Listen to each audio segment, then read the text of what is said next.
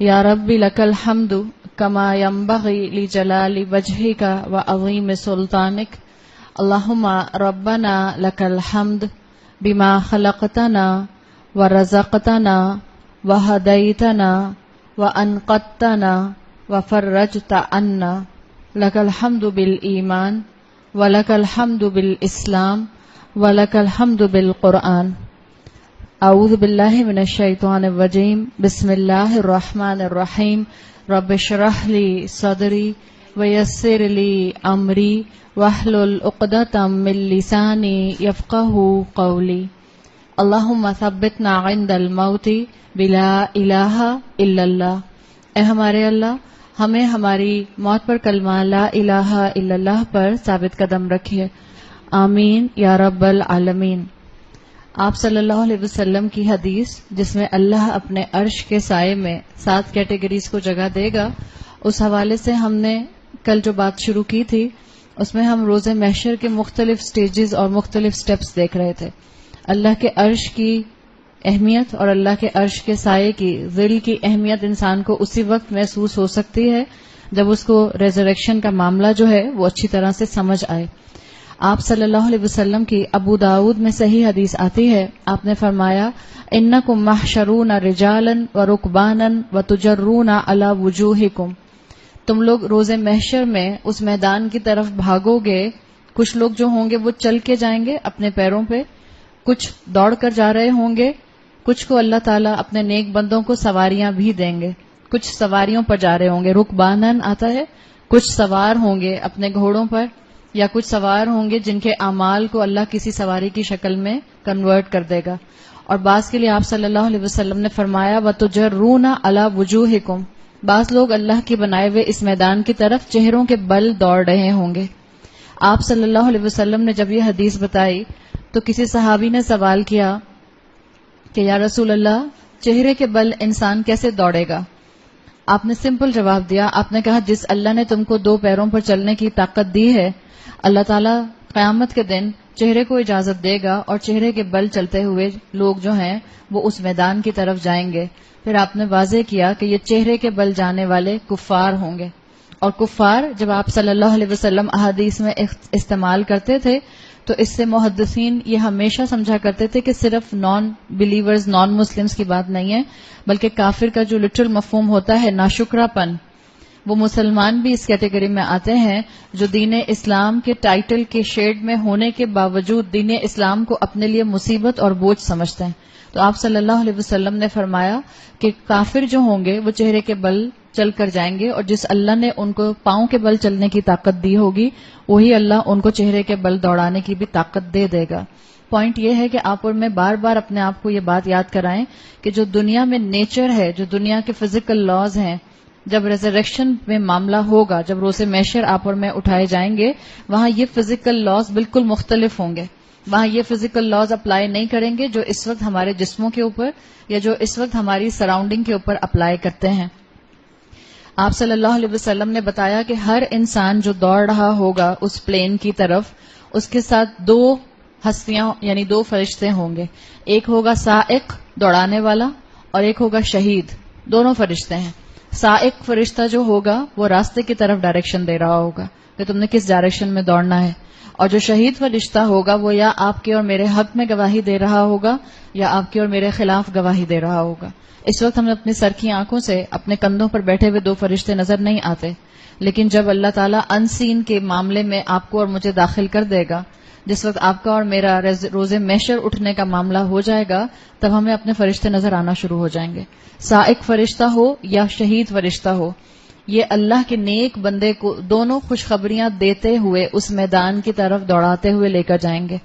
इसलिए कि नेक इंसान के लिए अहादीस और कुरान ये बात बताता है कि नेक इंसान की मदद और उसको इस्तिकामत पर जमाने के लिए दुनिया में फरिश्ते नाजिल होते हैं। फरिश्ते सिर्फ रसूलों पर नाजिल नहीं होते थे, फरिश्ते सिर्फ सहाबा पर नाजिल नहीं होते थे, फरिश्ते आपको और मुझे भी इस्तिकामत देने के लिए आज भी नाजिल होते हैं। सूरत हामीम सजदा की आयत आती है जिसमें आता है नेक लोग जब वो ये कहते हैं कि अल्लाह हमारा रब है, क़ालू रब्बुन अल्लाह, जब वो कहते हैं अल्लाह हमारा रब है, तुम मस्तकामू, और फिर वो उस पर जम जाते हैं, यानी फिर वो معاشرے کو نہیں دیکھتے، فیشن کو نہیں دیکھتے، خاندان کو نہیں دیکھتے، فرینڈ سرکل کو نہیں دیکھتے، یونیورسٹی ٹرینڈ کو نہیں دیکھتے، جاب پلیس ریکوائرمنٹ کو نہیں دیکھتے. ان کا مین فوکس کیا ہوتا ہے؟ اللہ کی بات ماننا، جسٹ ٹو پلیز اللہ. ثم استقاموا، جب وہ جم جاتے ہیں، تتنزل علیہم الملائکہ، تو اللہ تعالیٰ آج بھی ان پر فرشتے نازل کرتا ہے. اور یہ فرشتے کیوں نازل ہوتے ہیں؟ صرف یہ بتانے کے لیے کہ غم زدہ نہ ہو. تتنزل علیہم الملائکہ اللہ تخافوا ولا تحزنوا. آپ کو اور مجھے فرشتہ نظر نہیں آتا، لیکن کسی نیک کام کو کرنے کے لیے جو آپ کو سٹیمنا، جو انرجی، جو موٹیویشن محسوس ہوتی ہے، اصل میں وہ اللہ کی طرف سے بھیجا ہوا فرشتہ ہوتا ہے جو آپ کو سپورٹ کر رہا ہوتا ہے. تو روز محشر کے دن بھی وہ سر کی آنکھوں سے جو مومن کو 2 فرشتے نظر آ رہے ہوں گے، وہ دونوں اس کو مبارکباد دے رہے ہوں گے، اس کو سپورٹ کر رہے ہوں گے، اس کو کہہ رہے ہوں گے کہ گھبراؤ نہیں، آگے کے مرحلے تمہارے لیے آسان ہو جائیں گے. 3 موقعوں کے اوپر احادیث بتاتی ہیں کہ فرشتے کانسٹنٹلی مومن کی مدد کرتے ہیں. ان میں 3 میں سے ایک موقع پوری زندگی ہے آپ کی، جس میں آپ اور میں اس وقت زندہ ہیں. دنیا کی زندگی اگر آپ اور میں مومن بن کے گزاریں گے تو اللہ کی مدد کانسٹنٹلی فرشتوں کی شکل میں ہماری زندگی میں محسوس ہوگی. آپ کا اور میرا اب کل الحمدللہ طاق رات گزری ہے. آئی ایم شیور آپ لوگ طاق راتوں میں عبادت کر رہی ہیں.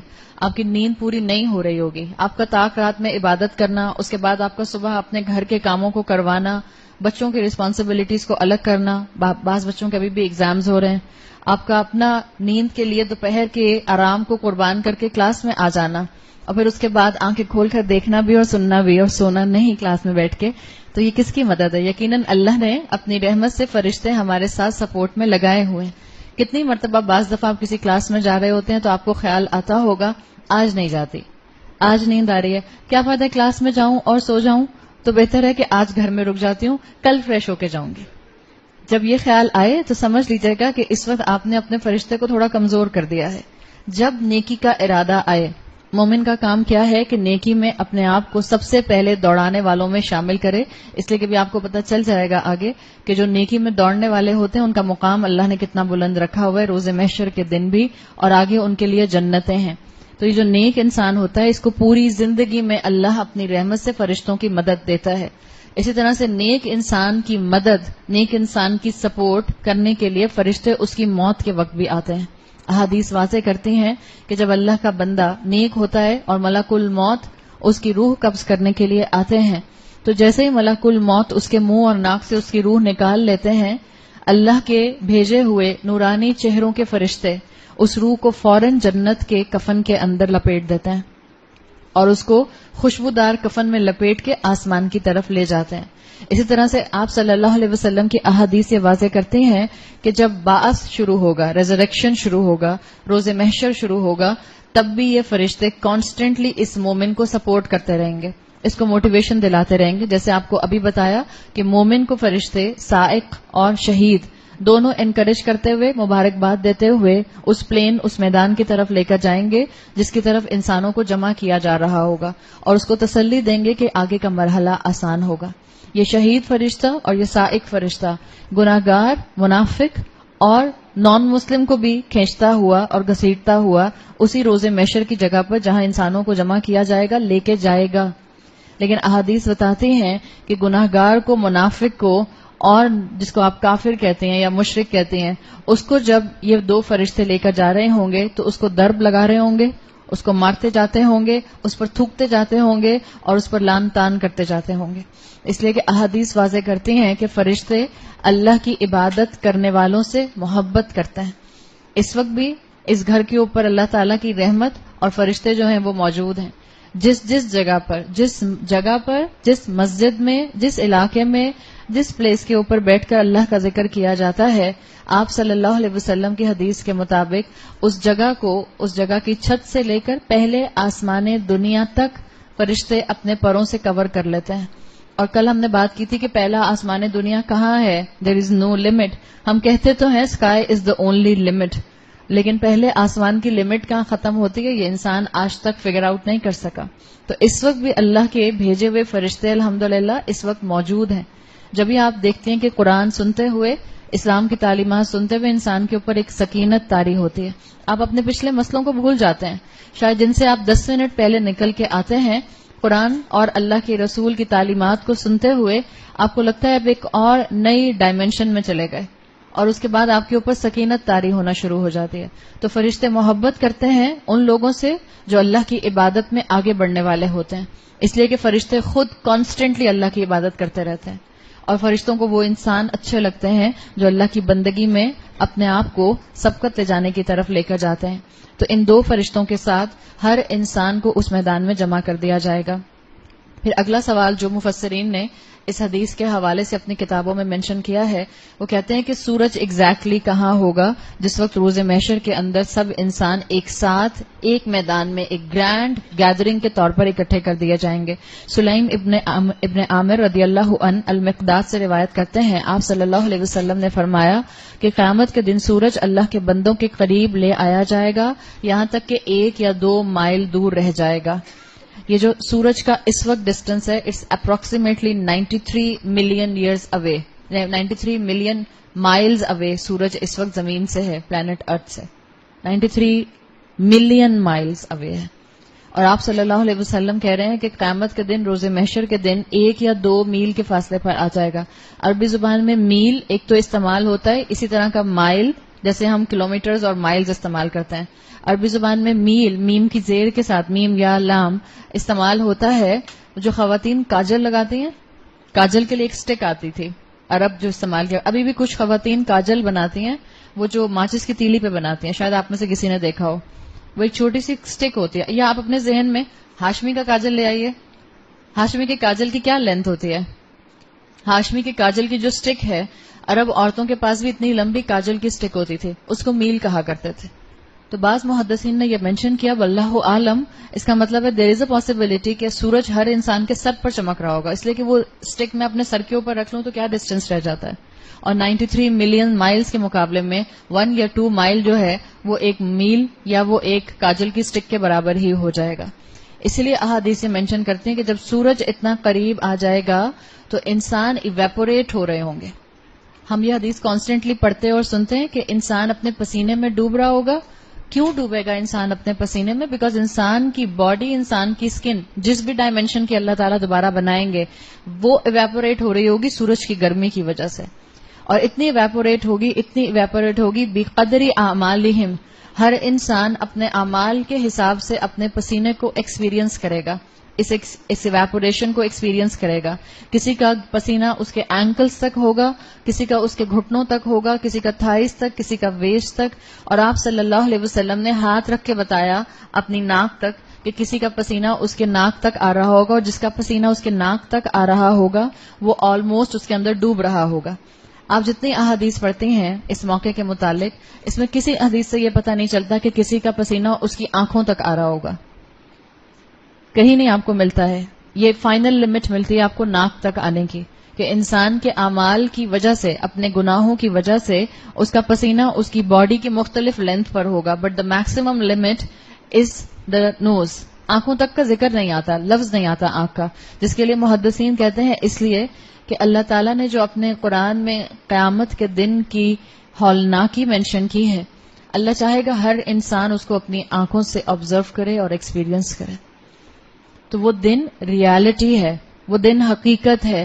میرا اور آپ کا عید کا چاند نہ دیکھنا یہ تو ممکن ہو سکتا ہے، میرا اور آپ کا اگلا رمضان نہ دیکھنا یہ تو ممکن ہو سکتا ہے، لیکن کسی انسان کا قیامت کی ہولناکی کو ایکسپیرینس نہ کرنا یہ امپاسبل ہے. یہ تو ہر ایک کو کرنا ہی کرنا ہے ایکسپیرینس. تو بتا دیا گیا کہ ہر طرح کا انسان جو ہوگا وہ اس دن کسی نہ کسی فارمیٹ میں اپنی کمی اور کوتاہی اور اپنی گناہوں کی گرمی کی وجہ سے، سورج کی گرمی کی وجہ سے پسینے کو ایکسپیرینس کر رہا ہوگا. پھر محدثین بتاتے ہیں کہ انسان کس طرح سے اسمبل کیے جائیں گے، یعنی اللہ تعالیٰ کس طرح سے انسانوں کو، جو پوری ہیومینٹی اکٹھی ہے، آپ سوچیں آدم علیہ السلام سے لے کر آخری آنے والا انسان تک ایک ہی میدان میں جمع کیے گئے ہیں، اور اللہ تعالیٰ سارٹنگ کیسے کرے گا ان میں. تو قرآن بتاتا ہے کہ سارٹنگ کی جائے گی 3 گروپس کے اندر. وَكُنْتُمْ أَزْوَاجًا ثَلَاثًا، تم لوگ 3 گروپس میں ڈیوائیڈ ہو جاؤ گے. قرآن کی یہ آیت ہے اور احادیث اس کو سپورٹ کرتے ہیں. وَكُنْتُمْ أَزْوَاجًا ثَلَاثًا، انسان 3 گروہ میں ڈیوائیڈ کر دیے جائیں گے. اور پھر آگے بتایا جاتا ہے قرآن میں کہ کون سے 3 گروہ ہوں گے. اصحاب المیمنہ، دائیں ہاتھ والے. یہ کون ہوں گے دائیں ہاتھ والے؟ جس کے لیے اگر آپ اس کو اسٹڈی کریں تفاسیر کے اندر اور احادیث کے اندر تو پتہ چلتا ہے یہ وہ لوگ ہوں گے جو اللہ کا عرش جب لایا جائے گا. دائیں ہاتھ والے کیوں کہا جا رہا ہے؟ اس کی مختلف ایکسپلینیشنز، مختلف انٹرپریٹیشنز ہیں، لیکن اس حدیث کے حوالے سے جس کو ہم سبق بنا رہے ہیں اس کے حوالے سے محدثین کہتے ہیں اصحاب المیمنہ دائیں ہاتھ والے کون ہوں گے؟ جب اللہ کا عرش لایا جائے گا تو اس کیٹیگری کو اللہ کے عرش کی دائیں سائڈ پر یعنی رائٹ سائڈ پر رکھا جائے گا. یہ سارے وہ لوگ ہوں گے جو کہ اہل الجنہ ہوں گے، الٹیمیٹلی جن کو جنت میں داخل کر دیا جائے گا. یہ وہ لوگ ہوں گے جو کلمہ گو ہوں گے. ایک اللہ کے رسول صلی اللہ علیہ وسلم کے بعد کے کلمہ گو یعنی مسلمان، اور اللہ کے رسول صلی اللہ علیہ وسلم کے آنے سے پہلے جتنے انبیاء اور جتنے رسول آئے جنہوں نے اپنے اپنے رسول کی تعلیمات کو پراپرلی مانا اور اس پر عمل کیا، یہ اہل الجنہ اس کے اندر وہ بھی شامل ہوں گے. جیسے جب تک رسول اللہ صلی اللہ علیہ وسلم نہیں آئے تھے، جس کو آپ فترۃ الوحی کہتے ہیں، بٹوین عیسیٰ علیہ السلام اور رسول اللہ صلی اللہ علیہ وسلم، اس دوران میں جتنے بھی لوگ تھے جو عیسیٰ علیہ السلام کی اصل تعلیمات پر عمل کر رہے تھے وہ اپنے دور کے مسلمان تھے. اسی طرح موسیٰ علیہ السلام جب تک تھے جو موسیٰ علیہ السلام کی تعلیمات پر مکمل عمل کر رہے تھے وہ اپنے دور کے مسلمان تھے. تو یہ جو اللہ کے عرش کے دائیں سائڈ پر رائٹ سائڈ پر لوگوں کو جمع کیا جائے گا یہ اصحاب المیمنہ ہوں گے اور یہ اہل جنت والے ہوں گے. کیا اہل جنت والوں کو پسینہ آ رہا ہوگا؟ لگتا تو یہی ہے اور دل بھی یہی چاہتا ہے. احادیث بتاتی ہیں کہ اہل جنت کے کتنے لیولز ہیں؟ تو ہم سب تو ایک لیول کے نہیں ہیں نا، یا کم سے کم ہمارا اور انبیاء اور رسولوں کا اور صحابہ کا تو کوئی میچ نہیں بنتا. اہل جنت کے اندر اصحاب المیمنہ کے اندر بھی بعض لوگ ایسے ہوں گے جن کو پسینہ آ رہا ہوگا، لیکن ان کا پسینہ یا ان کے اینکلز تک ہوگا یا گھٹنوں تک ہوگا یا میکسیمم ویسٹ تک ہوگا، ان کے منہ اور ان کے ناک تک نہیں آ رہا ہوگا. اب یہ اسی کیٹیگری کے اندر وہ لوگ بھی ہوں گے. اچھا یہ وہ کیٹیگری ہے، ایک مسلمان ہے، دوسرا ان کو اللہ تعالیٰ اپنے عرش کے رائٹ سائڈ پہ کھڑا کرے گا، تیسرا یہ وہ لوگ نہیں ہیں جو اللہ کے عرش کے سائے میں جائیں گے، بلکہ ان میں سے کچھ لوگ ایسے ہوں گے، ہو سکتا ہے بہت سے ہوں، جن کو کچھ اور طرح کا سایہ ملے گا، کچھ اور طرح کا شیڈ ملے گا، اور احادیث بتاتی ہیں کہ وہ شیڈ ان کے صدقے کا ہوگا. اللہ کے عرش کا سایہ اگر نہ بھی ملا تو انسان کا جو صدقہ ہوتا ہے، اسی لیے آپ اس حدیث کے اندر ایک براڈ کیٹیگری دیکھتی ہیں صدقہ کرنے والے، تو جو صدقہ انسان کرتا ہے قیامت کے دن اس کا صدقہ اس کو شیڈ کرے گا. آپ صلی اللہ علیہ وسلم کی حدیث کا مفہوم آتا ہے کہ ہر ایک اپنے صدقے کی شیڈ میں ہوگا، یعنی جو ایوریج بلیور ہے، جو ایوریج مسلمان ہے، جس نے اپنے راستے پر اللہ کے چلنے کی کوشش کی لیکن وہ بہترین کیٹیگری تک نہیں پہنچ سکا، وہ بھی اپنے صدقے کی شیڈ میں اللہ کی رحمت سے ہوگا. اور یاد رکھیں جب ہم صدقے کی بات کر رہے ہیں، ہم انشاءاللہ آگے بھی اس پر تفصیل سے بات کریں گے، لیکن صدقے کے حوالے سے اللہ کے لیے کوانٹٹی میٹر نہیں کرتی کہ جس نے 1 ملین صدقہ کیا تھا اس کے اوپر بہت تھک کلاؤڈ ہوگا اور جس نے 1000 صدقہ کیا تھا اس کا بیچارہ پھٹا پرانا سا کلاؤڈ ہوگا. ایسا نہیں ہوتا. This is all about the quantity in your own assets. اگر کسی کے پاس تھے ہی 2000 روپے اور اس نے 2000 میں سے 1000 صدقہ کر دیا، یہ زیادہ محبوب ہے اللہ کو بجائے اس کے کہ جو ملٹی بلینئر تھا اس نے 1 ملین صدقہ کیا. That's the amount, that's the circumstances. نیکی صرف یہ نہیں دیکھے گا اللہ تعالیٰ کہ کس نے نیکی کیا کی، اللہ یہ بھی دیکھے گا کہ نیکی کن سرکمسٹانسز میں کی گئی. تو بعض لوگ ایسے ہوں گے اصحاب المیمنہ میں جن کو اللہ کا شیڈ نہیں ملے گا عرش کا، لیکن یہ اپنے صدقے کی شیڈ میں ہوں گے. اور انسان دنیا میں بھی کیونکہ صدقے کی آپ کو انکریجمنٹ مل رہی ہے، آپ دنیا میں بھی جب مال خرچ کرتے ہیں تو لگژری حاصل کرنے کے لیے کرتے ہیں نا، آرام کے لیے کرتے ہیں، آسانی کے لیے کرتے ہیں. جو لوگ اللہ کے راستے میں دنیا میں لوگوں کی مدد کے لیے، دین کی مدد کے لیے خرچ کرتے ہیں، اللہ تعالیٰ قیامت کے دن ان کے اس صدقے سے ان کو روز محشر کی سختی سے بچانے کی لگژری دے گا. ان کا صدقہ ان کے سر پر بادل بن کر آ جائے گا، شیلٹر بنے گا. دوسری کیٹیگری جو کہ اس کنتم ازواجن ثلاثہ کی ہوگی وہ ہوگی اصحاب الشمال، لیفٹ ہینڈ والے، بائیں ہاتھ والے. یہ کون ہوں گے؟ یہ وہ ہوں گے جن کو جب اللہ کا عرش لایا جائے گا تو عرش کی لیفٹ سائڈ پر لایا جائے گا اور اکٹھا کر دیا جائے گا. یہ وہ لوگ ہوں گے جن کا نامہ اعمال ان کے لیفٹ ہینڈ میں دیا جائے گا. یہ وہ لوگ ہوں گے جو اہل جہنم ہوں گے. جن کو جہنم میں الٹیمیٹلی ڈال دیا جائے گا. اور یہی وہ لوگ ہوں گے جو کہ بہت زیادہ پسینے میں ڈوب رہے ہوں گے. بلکہ اس کیٹیگری کے لیے اگر آپ تفاسیر پڑھیں اصحاب الشمال کی، اس کیٹیگری کے لیے احادیث آتی ہیں کہ ان میں بعض ایسے لوگ ہوں گے، بعض ایسے غلطیاں کرنے والے، بعض ایسے لوگوں کا حق مارنے والے کہ ان کا پسینہ ان کے ناک تک تو آئے گا، لیکن کیونکہ انہوں نے کسی کا حق ایسے مارا ہوگا کہ اللہ ان کو زمین کھول کے 7 لیئرز تک دبانا شروع کر دے گا. آپ صلی اللہ علیہ وسلم کی حدیث آتی ہے، جس کسی نے زمین کا کوئی ٹکڑا نا انصافی سے کسی سے لے لیا، خسف بہ یوم القیامت الی 7 اراضین، اس کو زمین کی 7 لیئرز تک دبا دیا جائے گا. یعنی وہ اپنے پسینے میں اتنا ڈوبے گا کہ وہ زمین کی گہرائی میں اترتا جائے گا. دنیا میں بچ گیا کوئی زمین کا ٹکڑا. کتنی لڑائی ہوتی ہے ہمارے ہاں، اور خاص طور پہ وراثت کے مال کے اوپر کتنے جھگڑے ہوتے ہیں. وہ زمین ابا نے مجھے ہبہ کی تھی، بہن کہتی ہے نہیں وہ مجھے ہبہ کی تھی، بھائی کہتا ہے تیسرا نہیں ہبہ نہیں کی تھی، وہ ابا کی پراپرٹی تھی. ہر چوتھے تیسرے گھر کی یہی کہانی.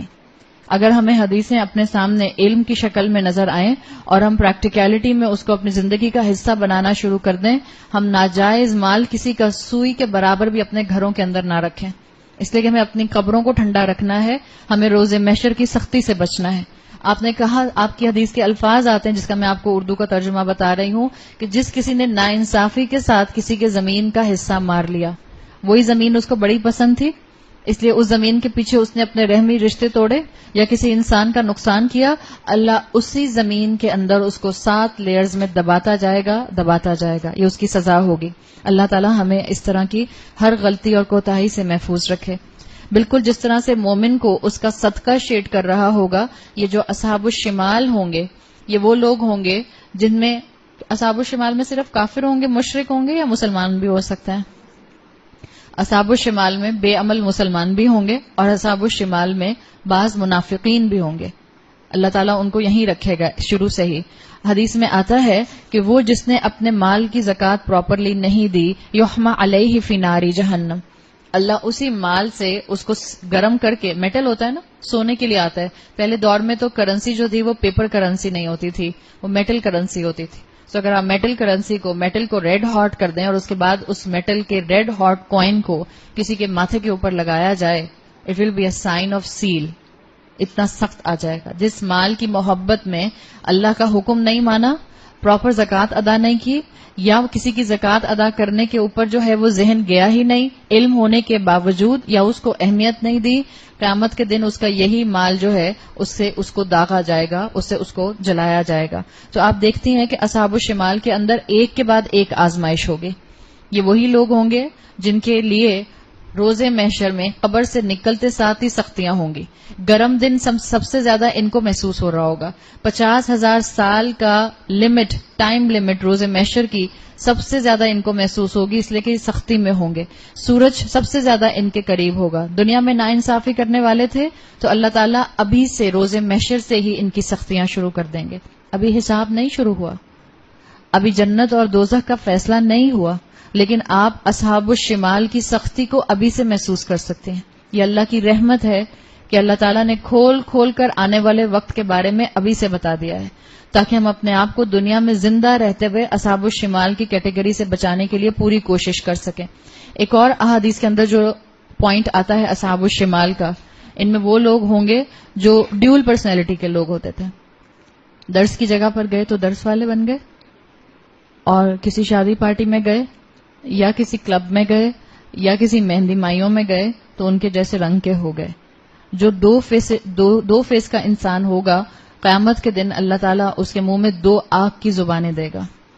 یہ سختی، یہ گرمی، یہ پسینہ، یہ ان لمیٹڈ دن، یہ سورج کی تیزی، سب کے ساتھ ساتھ اس کے منہ کے اندر اللہ جو ہے 2 زبانیں آگ کی دے دے گا. تو یہ کانسٹنٹلی اصحاب الشمال جو ہیں یہ تکلیف کو ابھی سے محسوس کر رہے ہوں گے.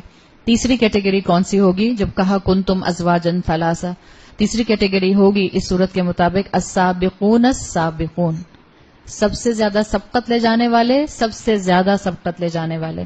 یہ وہ لوگ ہوں گے جن کو آپ کہہ سکتی ہیں کہ یہ اصحاب المیمنہ کے بھی وی وی آئی پی ہوں گے، اصحاب المیمنہ کے بھی چیف ہوں گے. اصحاب المیمنہ کے بھی فرنٹ پر ان کو کھڑا کیا جائے گا، اور یہ وہ کیٹیگری ہوگی جو کہ اللہ کے عرش کے شیڈ کو انجوائے کر سکے گی، اللہ کے عرش کے شیڈ کو ایکسپیرینس کر سکے گی۔ یہ وہ لوگ ہیں جنہوں نے اپنے آپ کو نیکیوں میں ہمیشہ آگے سے آگے دوڑایا۔ ان میں ٹاپ میں ہوں گے انبیاء، رسول، اس کے بعد ہوں گے صدیقین، شہداء، صالحین۔ اللہ تعالی ہمیں ان لوگوں میں شامل فرمائے۔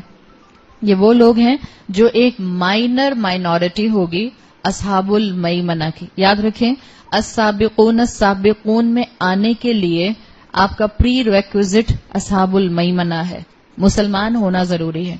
ایک آیت آتی ہے سورۃ فاطر کی، آیت نمبر 32۔ اس کے اندر ان تینوں کیٹیگریز کو ایک مائنڈ سیٹ کے ساتھ ڈسکرائب کیا گیا ہے۔ یہ تینوں کیٹیگریز کون ہیں؟ اللہ نے کسی ایک عمل کی وجہ سے کسی کو اصحاب الشمال میں شامل نہیں کیا کہ تم نے ایک نماز چھوڑی تھی۔ اللہ نے کسی ایک ون ٹائم صدقہ کرنے کی وجہ سے کسی کو اصحاب المیمنہ میں شامل نہیں کیا کہ تم نے ایک مرتبہ صدقہ کیا تھا۔